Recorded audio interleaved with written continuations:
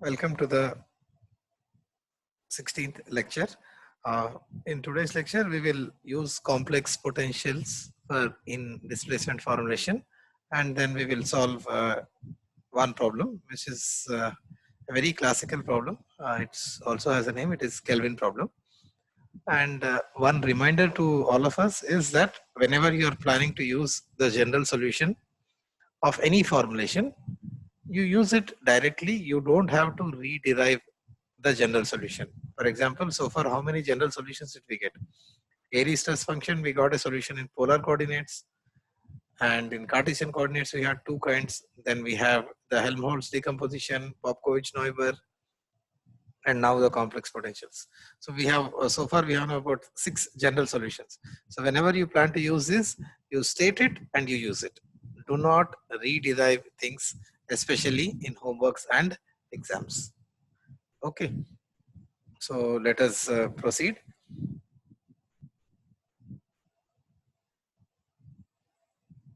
So Kelvin problem is the following.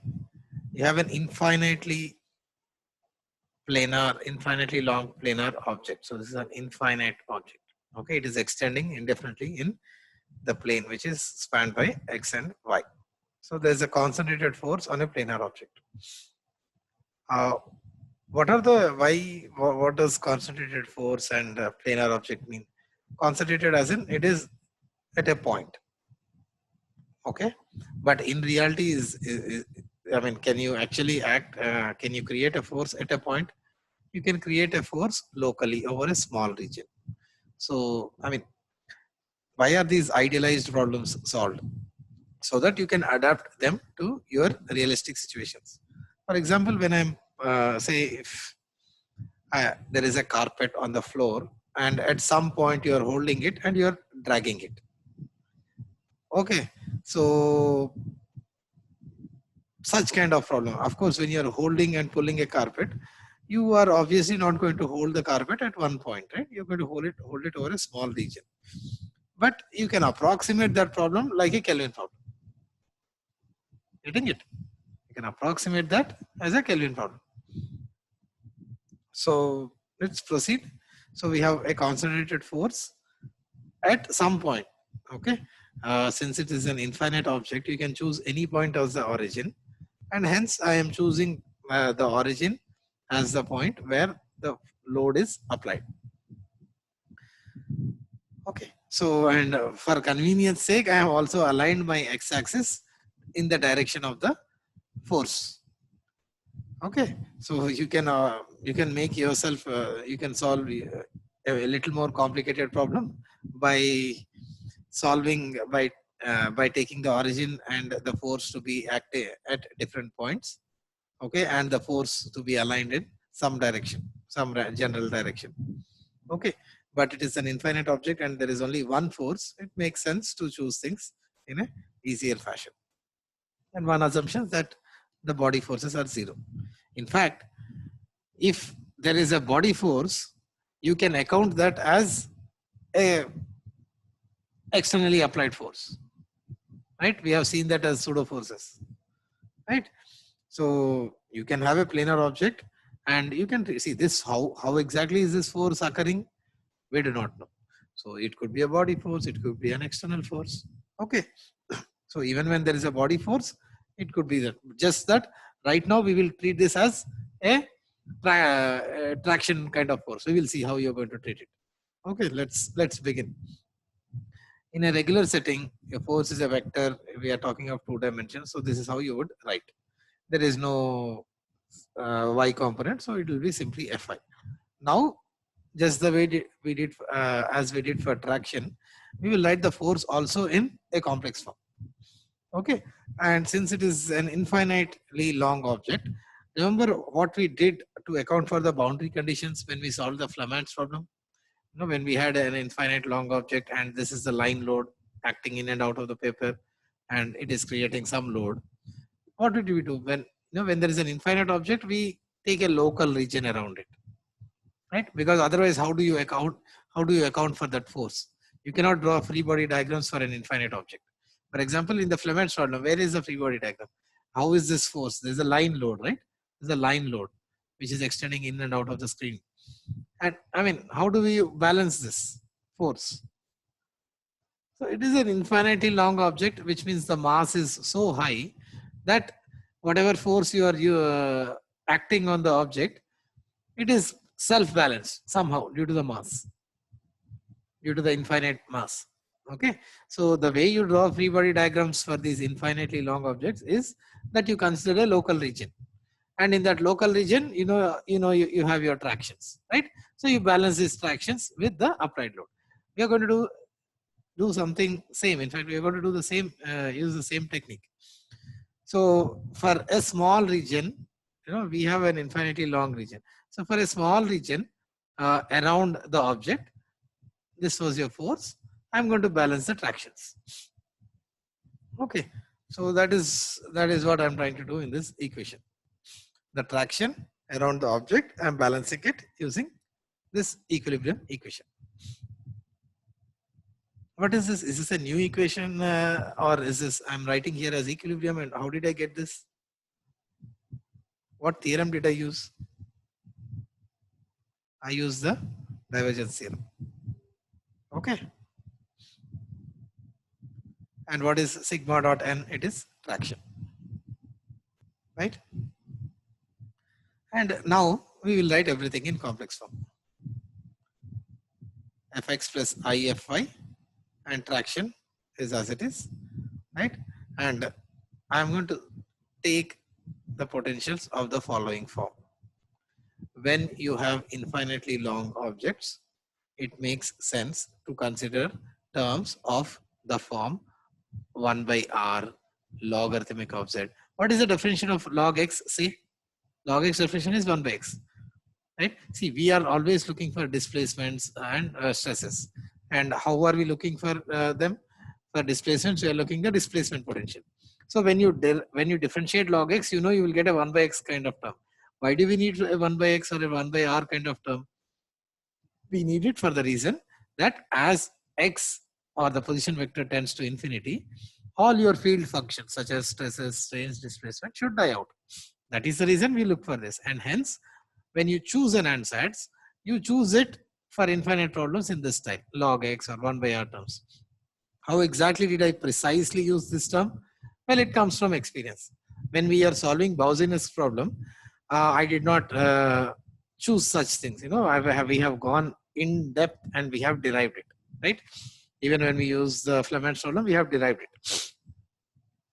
Here, now I have chosen this in this form based on our experience.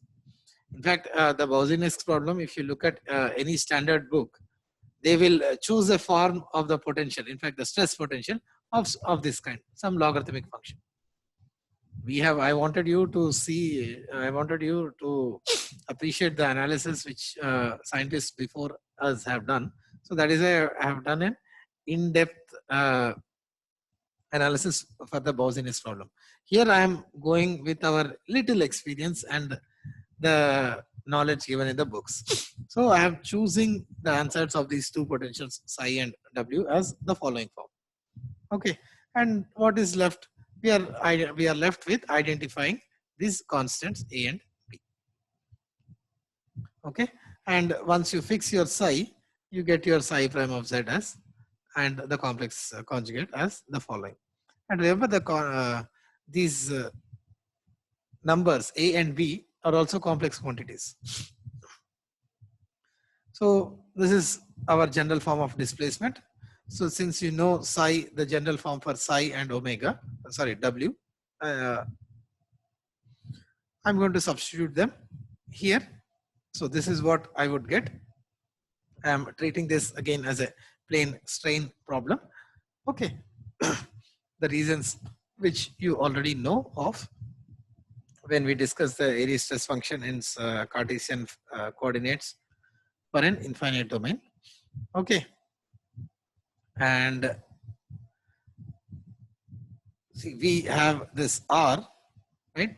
What are the unknowns here? A and B are the unknowns.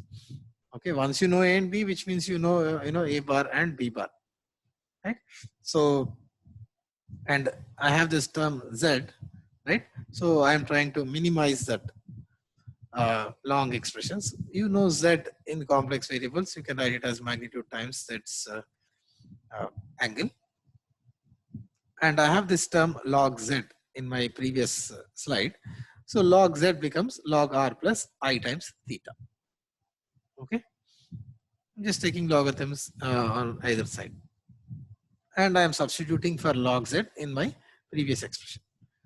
Okay. And straightforward manipulation, I am having expressions in terms of real and imaginary parts. So I'll try and regroup all my imaginary terms and real terms. Okay. Exponential I 2I theta is also a complex quantity. It is cosine 2 theta plus I times sine 2 theta. Right. And I'm going to use this continuity or uniqueness condition. What is this? What is R e power I theta? It is nothing but Z, right? What is R e power exponential I e plus 2 pi? It is also Z, right? This is your complex plane. You have this function. This is R, this is theta, this is X, this is Y, right? And this is, imagine this, not imagine, this is your arcon plane. You know, I can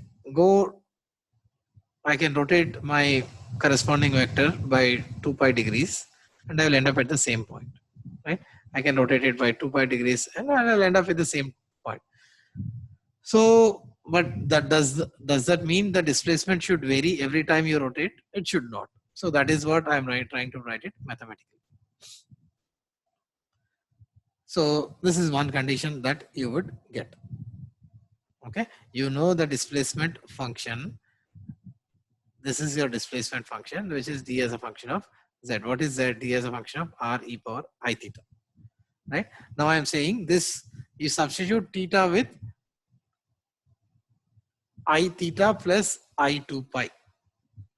Okay, if you substitute that, you should still get the same displacement. So that's what I'm trying to do. So you will get, so you, in this expression, you replace theta with theta plus 2 pi and you should get the same displacement, because as you may move physically around, but to represent your position vector, but that doesn't mean the displacement should change. The displacement should remain the same. I'm just trying to impose the uniqueness of displacement. And you get some simple expression, and from there you will get one relation between A and B, right? So you have one equation now. You need one more equation to identify the unknowns. As I mentioned earlier, with an analogy to Flaman's problem, how do we incorporate the boundary conditions, or how do we draw the free body diagram of for infinitely long objects or infinitely large objects? Since the force right now is acting at an interior point, unlike the Flaman's problem, so I'm going to take some small circular region around that point where force is acting. Why should I take a circular region? Circular because it is easier to analyze. Should I not take an elliptical region or a rectangular region? Yes, you are free to choose and choose a region of your choice. Okay. The trouble with rectangular regions is you have some sharp corners where you cannot define the normal. Okay. So that is the reason people tend to choose smoother regions or regions which have smooth boundaries.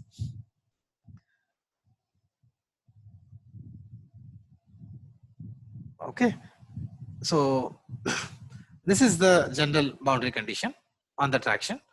See, when we had the general boundary condition, we had some region where the length is varying from S1 to S2. So right now that S1 to S2 is representing one full circle around the point of application of the force.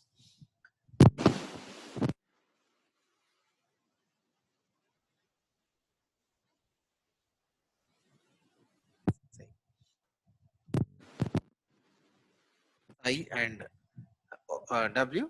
So I'm simply substituting the answers for either of these, for both of these, and I'm getting this expression. And what is this should be equal to from our from slide number 3, I believe. We had something like TDS plus F should be equal to 0. Please do not write the vector sign.